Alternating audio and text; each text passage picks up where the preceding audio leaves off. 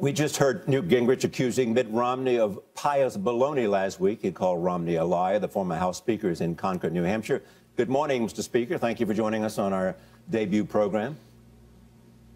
Good morning, Charlie. It's great to be with you, and I know you're going to do a tremendous job. Let me begin with what your super PAC says it's going to do in South Carolina, a $3.4 million buy. What do you hope it accomplishes for you in your campaign?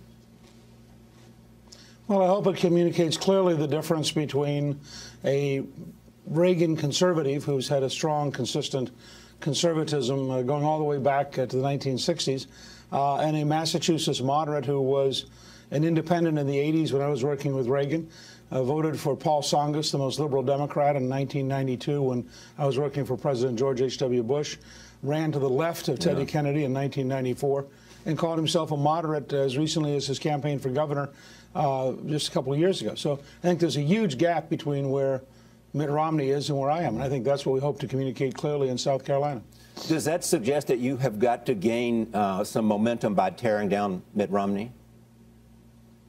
Well, I think it means I've got to draw a very sharp contrast. He used millions of dollars of negative and sometimes very false ads in Iowa to stop the momentum. When we had a purely ideas-oriented campaign, almost a Charlie Rose-style campaign, I was ahead by a very, very substantial margin because based on just good ideas, people were beginning to coalesce and say, yeah, Newt Gingrich would have better ways of solving jobs, creating jobs, and getting economic growth and getting back to a balanced budget.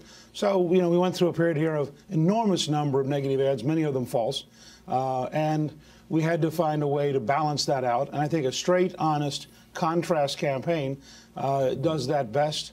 He raised taxes. I fought to lower them. Would be a very simple example. I believe in the Second Amendment rights. He actually raised taxes on guns.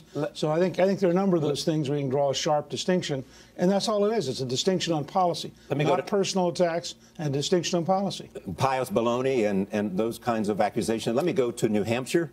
How will you do there? Will you come out ahead of Senator Santorum? Will you be in third place? Well, I would hope to be somewhere in that zone. We have to be candid that Governor Huntsman's done a great job. He focused, and just as Rick Santorum focused overwhelmingly on Iowa, Governor Huntsman's focused overwhelmingly on New Hampshire.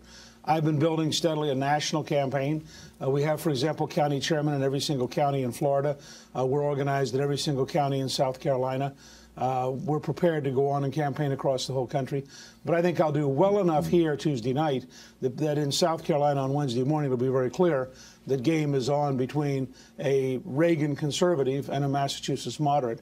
And I think as a Georgia conservative, South Carolina will be a very hospitable state. Mr. Speaker, thank you for joining us. And as I say goodbye to you, all of us in the political community mourn with you the passing of Tony Blankley, who we all knew was former Speaker for you. Well, thank you. So thank you very much. That was a wonderful. Thank you for saying that, Charlie. He was a wonderful man.